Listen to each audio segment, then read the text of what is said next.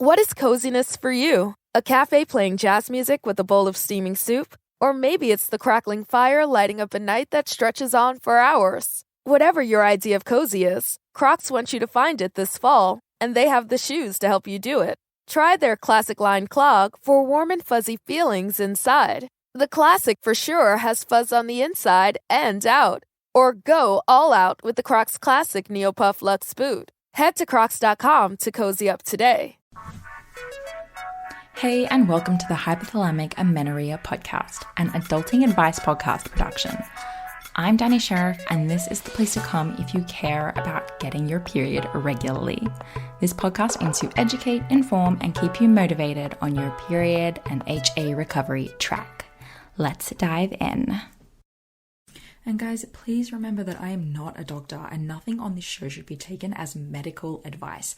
Always seek the advice of your physician. The concept of getting your period back is easy, but why is making the commitment so hard? Why does it take so long to get to a point where you're confident enough in the process to go for it? Well, for a lot of reasons, and breaking down those reasons that hold us back is one of my main missions. And that is why I created the 7-day HA Recovery Commitment Challenge.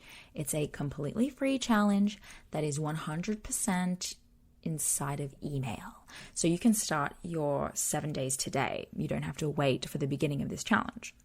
And each day, I send you a new challenge, complete with action items and mindset shifts to help you work through all of the key issues I see that hold us back from recovery. So topics inside of the email challenge include understanding why your period is missing, how to build solid, healthy, caloric, dense meals to ensure that you're getting the nutrition that you need, how to get your support network on board with you, not just letting your friends and family and partner know what's happening, but actually enrolling them in to help you. Lifestyle factors that could be impacting your ability to recover, and of course, the mindset factors and shifts that you need to make along the way. The goal of this challenge is that after 7 days, you'll be feeling knowledgeable, equipped, and inspired to do what you really know that you need to do to get your period back. So, are you ready? Go to 7daychallenge.hapodcast.com or head to the show notes for the link. That's 7daychallenge.hapodcast.com. Hey guys, welcome back to the HA podcast. Today we're doing an episode about veganism and, a smidge of vegetarianism, I suppose. I did a recovery story with a listener, Pauline. Excited for you guys to hear it. So before I jump in, what I wanted to do is both provide a few extra tips on recovering with vegetarianism and veganism, and also just a caveat, I suppose, that with this recovery story, I don't believe we touch on ensuring that the cycle that was received is absolutely optimal. And we actually might have, and so thus you can ignore this, I guess like a disclaimer. And this disclaimer honestly applies to everyone's recovery story, right? Just because we get a period back doesn't necessarily mean we're fully, our cycles are fully optimized. So I just want to keep that in mind when listening, that, that's an important part of the process too. So it's a great story. It shows it can be done. I hope that you feel really motivated if you're trying to get your period back as a vegetarian or a vegan, that it can be done, but just keep in mind constant vigilance in order to make sure that it's fully working for your cycle and you're not just getting a bleed back. Okay? So I actually posted in the HA Society group asking for my vegan gals and vegetarian gals to tell me what worked for them. So we actually have a number of girls inside of the society that are vegan, vegetarian, pescatarian. And yeah, I asked them to post their top tips and I'm going to share them with you right here. because I'm not a vegetarian or a vegan, so I don't necessarily have all of the best information and resources and research that these girls have done. So, tip number 1 was from our amazing member, Elisa. She said that eating all micronutrients is essential. And for her, when restricting, she ate a lot of nuts and fats and plant-based milk proteins, but hardly any carbs. So, in her disordered books, carrots were a high starch food.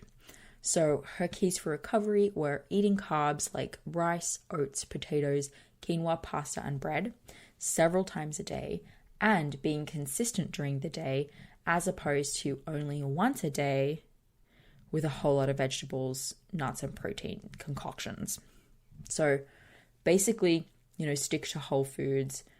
Don't be overly picky with your carbs. Like, make sure you're getting them in there, because if you are avoiding certain foods in one place, you honestly can't afford to avoid them in a bunch of other places as well. So she also says that her opinion is that the key for recovery is much more about listening to your body and actually responding to what your body asks for, as opposed to being motivated by a restrictive diet culture mindset and trying to pseudo control your life by having a certain body size or shape, whether or not you eat meat. So that's an important one. And she says, P.S., reducing caffeine as an appetite suppressant. Our other amazing member, Petra, who also recovered, says that she increased her carb intake and added even more fats, and that she used to have a salad or cottage cheese for lunch, which she substituted with meals that actually have some calories in them. So that was huge for her.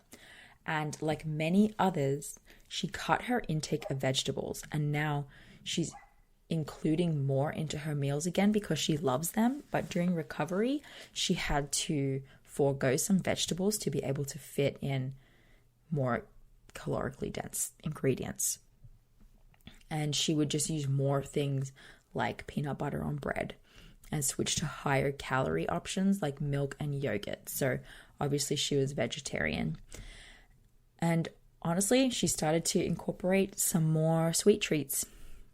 So there's definitely a theme, with all of us, that we often stray towards quote unquote clean foods.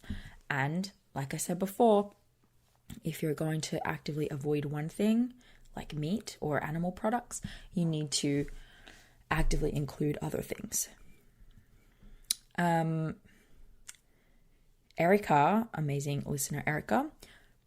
Amazing member Erica, said that it's funny to me that vegan vegetarian diets are presumed to be uber healthy and restrictive.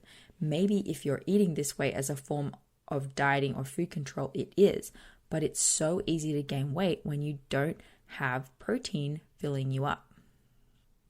Veggie burgers and fries, dairy-free ice cream, cookies, cakes, vegan mac and cheese, vegan pizzas, etc. Recovery was filled with all of these things for me, and now pregnancy too. And it's legit so fun.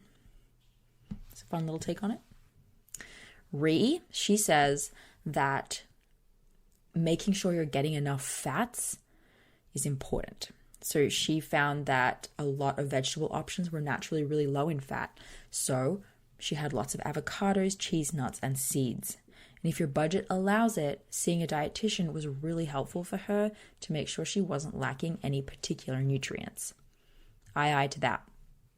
Katarina said that she totally agrees with Ree, and that making sure that her plates are not only vegetables and legumes, and that she adds carbs to every single meal and a good source of fat like olive oil or avocado was important, and that she would splurge on things like almond butter or cashew nut butter. And for her, making sure that she was not too strict about how much of it she could have really helped her. And Anissa, another recovered member, said that honestly, during recovery, I was a little bit mixed. Every week, I'm eating 1 can of tuna or a few eggs, but generally, I would recommend eating more healthy fats, like coconut butter in porridge instead of milk, or nut butters or olive oils. And definitely focusing on carbs like rice, pasta, and quinoa. She also took vitamin D, B, and omega-3. So I just wanted to share a few of those tips with you guys because they're not my tips. I'm not a vegan, but I think that they're really helpful for people who are wondering, am I doing enough? Am I eating enough? Am I restricting too much with my vegan or vegetarian diet? So with that, I hope you enjoy this story, this recovery story with Pauline, and good luck on your recovery.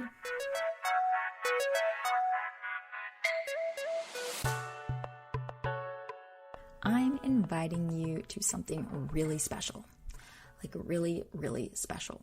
But first, let me ask you something. Are you trying to get your period back and constantly asking yourself the same questions, going back and forth on what you should be doing, wishing you had someone around you who understood what the heck HA even is and what is going on? Are you worried that your partner might explode if you say the word HA again, with the acronym, you know what I mean? Then this is absolutely going to be for you.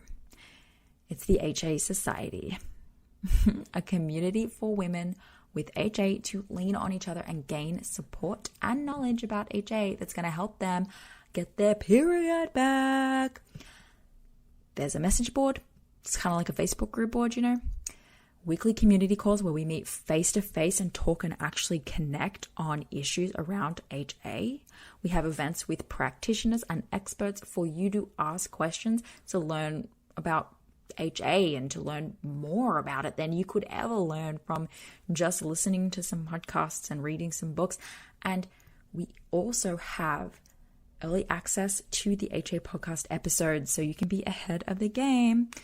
And also, and what makes this even more special is that your group coaches, Ashley Smith and myself, are available to you for questions and support in the DMs, along with any of the other members you want to connect with. Because reality is there's a lot of ladies in there who know just as much as we do. So you get your own coaches for, life.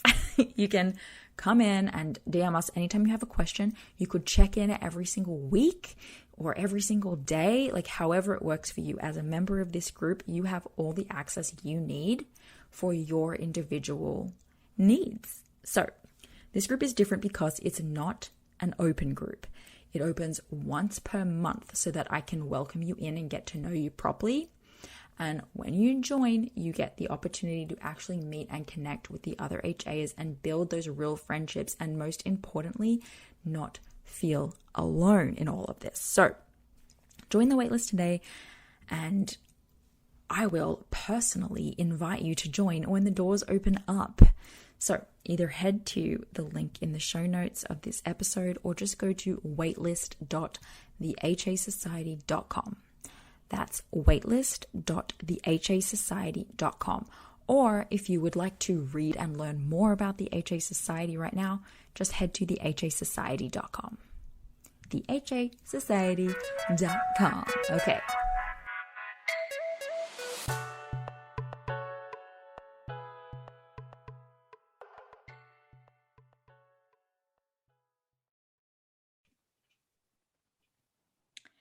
Hey guys, and welcome back to the HA podcast. I'm excited today to bring you a bit of a different recovery story and conversation. I have Pauline. She's going to say her full name for you because I'm not German enough to say it, but she recovered and was a vegan the whole process. And I know a lot of people are wondering this, and a lot of people are in the community wanting to maintain their veganism and are being told that that's just not going to work. So welcome to the show, Pauline. Hi. Yeah. So first of all, thanks that I can be here. And I'm already sorry for any wrong words or wrong grammar or whatever. And yeah, so my full name would be Pauline Pkrt, which is, not that easy for English speaking people, but Pauline works totally fine. Yeah. Yeah. We just don't do some of those things with our tongue. Yeah. Yeah. Yeah, well, I'm excited to have you here. I know a lot of people are going to be really keen to hear the breakdown of your story. So, can you take us to where you believe it begins, and we'll go from there? All right. So I think I'm gonna begin at the point where I started studying, because that's when everything, kind of started. So for the beginning, I'm studying sports science, still am, and I probably finish my degree next year. And when I started all of that, I set myself the goal to be really fit and really healthy and lose a lot of my body fat, which was not that much to begin with. And I was already really fit and healthy, and everything was probably, right the way I did it. Um, yeah, but I thought I need to improve even more. And shortly after I started and moved to my own flat and had like the control over everything I did, basically, I started calorie counting and going to the gym probably almost every day or every other day. If I didn't go, I went for a run and I did an exercise at home.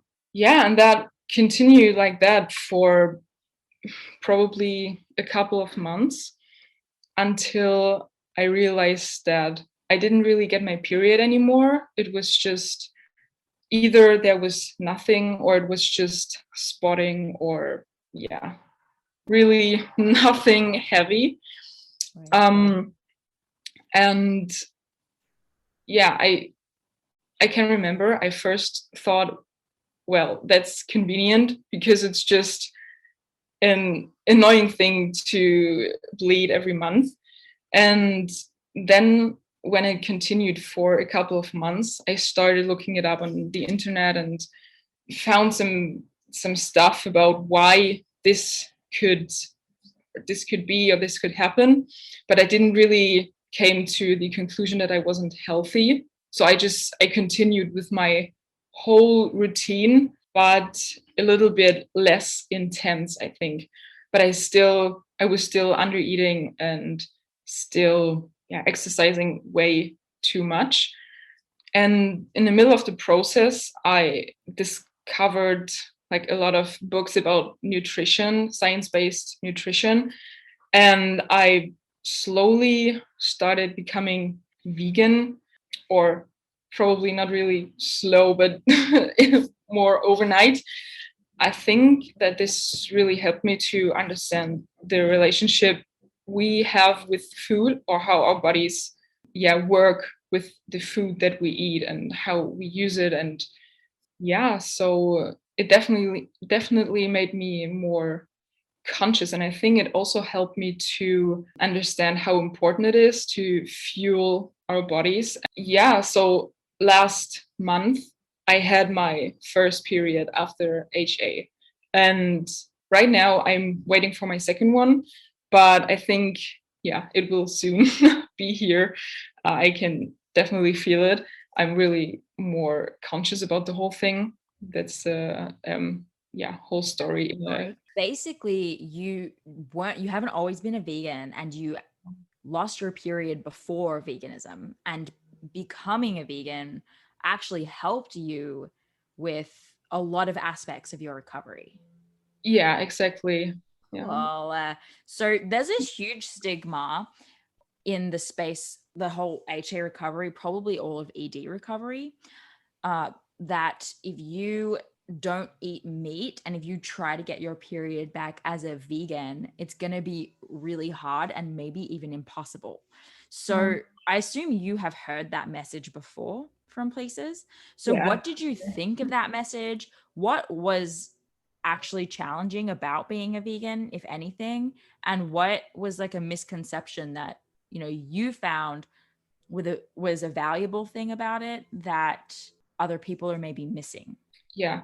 So I definitely heard about it, and I mean, whenever I read something like that or hear that people think vegans are not healthy, or they're missing something, it's really hard because, I mean, I didn't start veganism overnight, and I'm still working on like improving everything and figuring out which supplements to take, or even if to take anything. And so I think it's really important to plan the diet. I mean, it doesn't matter which one you're on, but you can also be unhealthy when you're not vegan.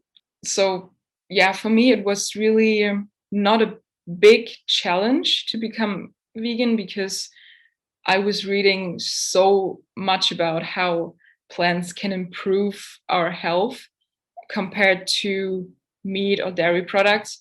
And obviously, I had to include a lot more variety into my diet and add a lot more plants, a lot more sources of protein and carbs.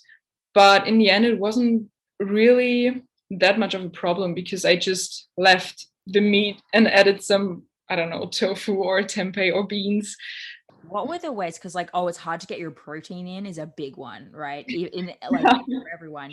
So yeah, what were some of the things that you did to ensure that you were eating enough and getting enough of protein, carbs, and fat with your vegan diet? That's the only thing which is really hard, because I didn't want to go back to calorie counting, because I was afraid I would go back into that bad habit.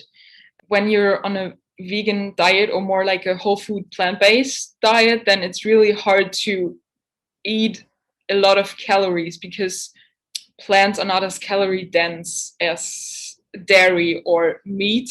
It was really hard, but I think I tried to incorporate a lot of grains or healthy fats, and, or for example, peanut butter or almond butter and hazelnuts and seeds, which are more calorie dense. And also I always try to eat a lot of carbs that are more calorie dense. For example, not as many potatoes, but more, I don't know, pasta or bread or like that.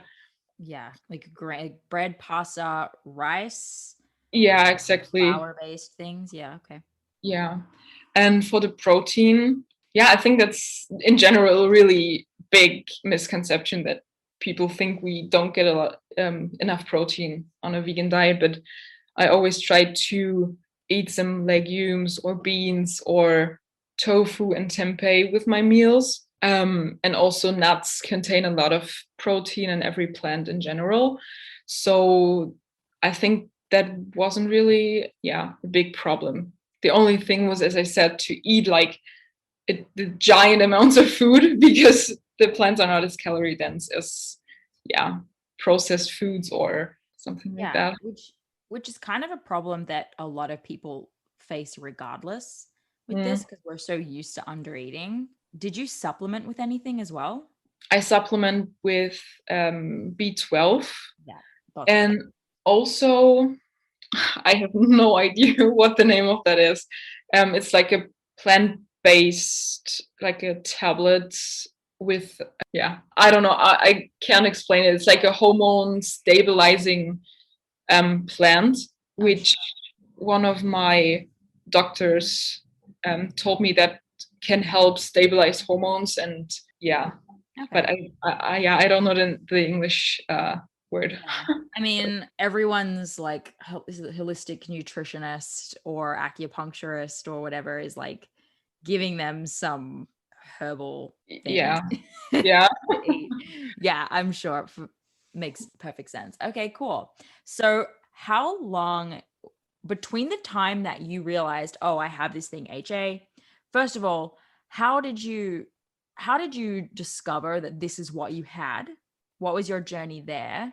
Yeah. I think I finally realized that something was wrong whenever I tried to exercise and I was just exhausted from basically doing nothing. And I was really, in general, not really energetic. I wasn't happy. I was always really, I was in a bad mood. Like, I don't know, I didn't want to talk to anyone. I just wanted to do my thing and was so focused on my, I don't know, my routine. Yeah, that I realized something wasn't right. And then I didn't get my period. And I just looked it up on the internet, and I found a lot of different stuff. Yeah, I mean, some people tell you, yeah, you have cancer and you have that and you have this disease. But I tried to figure out all the symptoms that I had and read a lot of stuff. And yeah, this was the only conclusion which made sense for me. Yeah, because I also talked to my gynecologist, but she was like, yeah, try this and that. And if it's not working, then you just go on the pill and everything's fine. Yeah, so I think that's basically how I figured everything out. Yeah. Pretty standard. Yeah, I think so. Yeah. Okay, cool. And so at what point from discovering that to getting your first cycle, how long was that? I think it was about half a year, or not even as much. Yeah. That's like 6 months. Cool. Yeah. All right. You mentioned protein was maybe the biggest misconception that people have about veganism. So what was actually challenging about recovery, especially when you're seeing so much information around like eat more meat and high quality animal products and that kind of thing? How did you have to pivot and figure this out for yourself? What was hard about it? Yeah, I think, as I said, the hardest thing was to eat like this huge amount of food. I mean, in the beginning, I was really hungry all the time, but after maybe 1 or 2 months, I felt like I can just eat like a normal person, but I knew it wasn't enough because I still hadn't got my period. And I think it was really hard to stick with really eating a lot of food and a lot of snacks, and maybe don't stop when your brain says you're not hungry anymore. And also for me personally, it was really hard to eat first thing in the morning, because I was at home most of the time, and we have a dog, and I'm usually the person who goes for a walk with him like first thing in the morning. And to eat before that and establish kind of a routine for that, that was really the hardest thing for me. But I think that's also the thing which made me recover really quick in the end. Yeah, I love that you brought that up, actually. I reckon once every couple of weeks, I get someone with the exact situation that you're talking about. Who's like, I have to get up for work and I need to walk my dog. And it's just like, it's just hard for me to eat breakfast in the morning before getting this movement in. Yeah. But it's actually, I know it sounds so small, but it's so crucial. Yeah. And, I think that we get to a point where we're like, okay, I'm willing to do that, and that, but I am not willing to do this, and this because it's, it's the hardest thing. And on one hand, it makes sense. Like, sure, go for the low hanging fruit and do the things that are easiest first. But at some point, you need to acknowledge that there may be some more changes that you need to make. And that's one of them. It's like, you need to be eating your breakfast in the morning before you take your dog out. And I know that that's hard for people, but you just got to do it. So I don't know, like, do you have advice? Was there a certain mindset? What was your perspective on, okay, I have to do this, even though I really don't want to do this? So I think for me, the biggest motivation was to really get healthy again, because I love movement and I love doing weight training. I finally wanted to be able to do that again and know that it's not harming my body anymore, but actually doing something good for it. And yeah, I think that was just my own motivation that really made me realize how important it is to eat something maybe even before I have actual breakfast, just to let my body know that gets enough fuel to function properly. Yeah, if that makes sense. Yeah, that makes sense. I mean, it's a pretty simple thing. I just want everyone to hear it from more people than just me. Yeah. Okay, so let's talk a little bit about what you actually ate, because I think that that's something that people are wondering. Actual vegans are wondering, well, like, what did you eat? And non-vegans are wondering, well, how did she make it work? So what did a typical day of eating in terms of like what different foods would you eat look like? Yeah. Okay, so first of all, I just want to say that I usually say that I'm whole food plant-based because it's really important for me to make sure that I don't eat a lot of processed foods, but rather whole foods, and I cook myself and try to know what's inside that I eat. And usually, yeah, a typical day really depended on whether I was at home or I was in my own flat. So when I was at home and had to walk my dog, I tried to get up and have banana, some peanut butter, or like a homemade granola bar or something like that first thing. And for breakfast, I always have oatmeal with a lot of fruits, seeds, and nuts, and some nut butter. Which I think is a good start to the day. And then I usually have a snack in between breakfast and lunch, which usually was some kind of fruit, apple or an orange, and also with some nut butter. Yeah, and then it depended. We usually have bread with avocado and tomato, or a salad, or avocado on toast with tofu for lunch or dinner. And then for the other meal, something warm, like maybe a curry or any kind of soup, or something home cooked with a lot of veggies and some rice or any grain. Yeah, so that's the typical things that I ate. And I ate tons of snacks, granola bars, and a lot of fruit, and also maybe some vegan chocolate, or anything like that. Yeah, so I get what you mean now by like I ate a whole foods diet and avoid these processed things. Everything you just said sounds really nutritious. And that's one of like the big things that I hop on a lot to people is there's this helpful concept of like eat all of the things and you'll get your period back. And it's kind of let's throw absolutely everything at the wall and something will stick, like totally overshoot and you'll definitely get your period back. But if we could narrow down to, well, maybe if you just fill all these nutritional gaps as well as increase your calories to above maintenance for a while, you will also get your period back. It's just that that's a little harder for people to get the education around.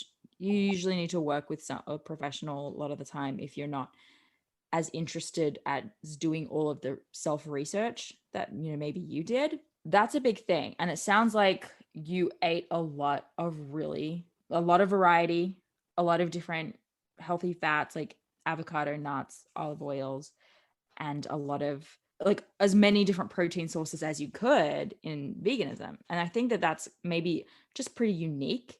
And the majority of vegans maybe struggle to have the initiative to do those things. Maybe. My question is, what's your perspective? Because I don't know a lot of vegans personally, but maybe you do. And what do you think the people who, for lack of a better term, do it wrong are doing wrong? Are they eating a lot of processed stuff? Are they not getting the variety in? Are they just eating like pasta and marinara sauce and that's it? Like what are they doing? Yeah, I'm not sure. I think the biggest problem is that people maybe are too lazy, because as soon as you start eating vegan, you have to chop up a lot of food, Yeah. which takes a long time, and it also takes a long time to cook a lot of stuff. Also, it's always easier to go to the supermarket and buy a vegan pizza than to make one yourself, maybe, or I don't know, cook like an actual meal with carbs, proteins, and fats. Yeah, I think that's the general problem, the laziness, and also that people think that you're missing I don't know, vitamins or nutrients, which is not the case if you do it properly. So what would you say if you're going to go down the path of HA recovery with veganism? Yeah. What are some of the things that you would say they should absolutely do or supplement with or whatever? Like, what's your advice?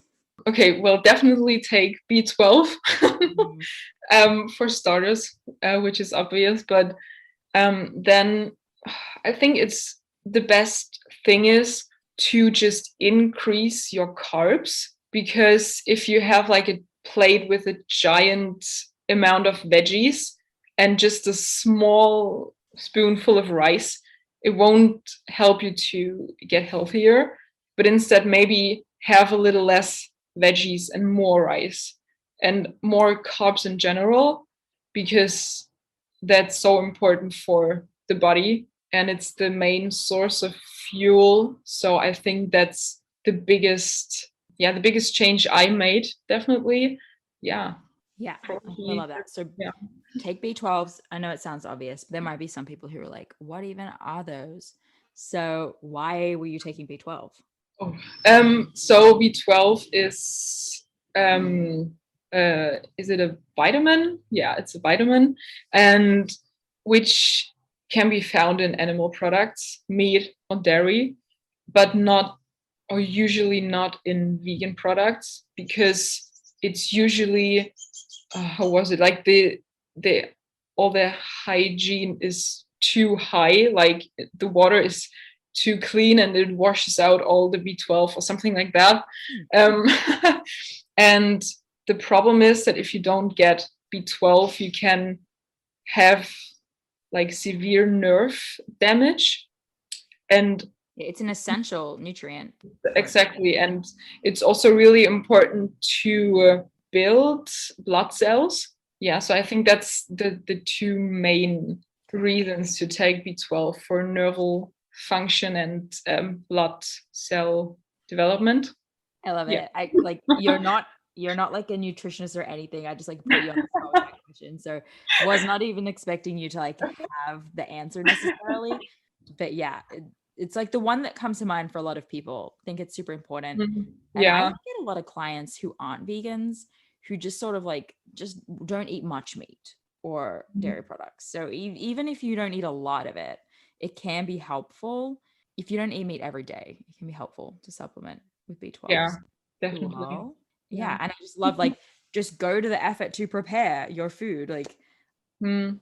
you know, HA recovery is hard. And if you want to put the challenge on yourself of also having a specific type of diet, it means that you need to work a little harder Mm. to Yeah. figure out what you can eat to get you the balance of proteins, fats, and carbs that you need to have to recover. So Yeah, no, I think I've heard you say that in an episode before, where you talked about like you're not necessarily healthy just because you have your period. And I think that's a really big maybe problem with the all-in process, that you just eat everything you can and everything sugary, I don't know, ice cream and all that stuff. But in the end, you maybe have your period, but you're not necessarily healthier.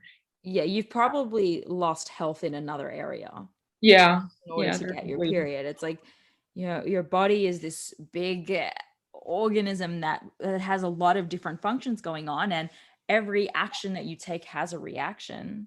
Yeah. So however you choose to get your period back, you know, that it's not like we always talk about how the cycle doesn't live alone in a silo by Mm. itself. it has a ripple effect and it affects other parts of your health. And so does the process of recovery. So you can either choose to do it in a way that is a calorie surplus that's full of nutrients, or in a way that's just calories and nothing else. And I always preface it with, there are a lot of people who need to rebuild their relationship with food and their relationship with fear foods, which is typically, highly processed food. So I understand that. And we should not forget the importance of our fruits and our vegetables. Definitely.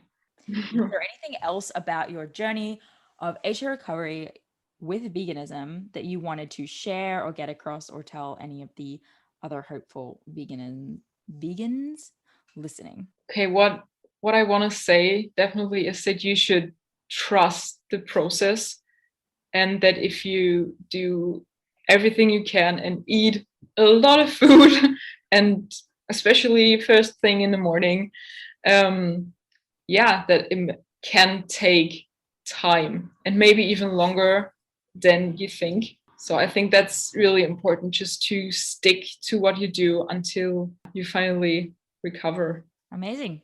Stick with it. I think what I like most about this conversation is actually how not totally different it is to go through it with veganism. There are just some things you need to focus on a little harder. And that's kind of the moral of the story. Yeah. Thank you. Where can people find you and reach out if they have more questions or want some more information? You can find me on Instagram, just Pauline and then Pkrt. So in total, it's Pauline Pkrt. I'll put it in the show notes. I always do, so people can just go in there and click and find it. So awesome. Thank you so much for joining me today and sharing your story on this. I hope it was helpful for other people listening. Yeah, thanks for having me. Definitely. Really nice. You're welcome. Yeah, I'll see you guys next week. Bye. Bye. Thank you so much for listening today, guys. Please subscribe to the podcast, and if you could head to iTunes specifically and leave a rating or review, that would help so much, because it makes it easier for other people with HA who are Googling around to find the podcast really easily. So if you do that, you're doing a service to all of the women. You should be saving for the future, but savings accounts suck, and investing can be scary. We combine the ease of savings with the real returns of investing. We call it Save Vesting, and it's only available in our new app, Stairs. Stairs offers 4 to 6% returns, no fees, and you can withdraw anytime. Do your future a favor. Visit stairsapp.com today.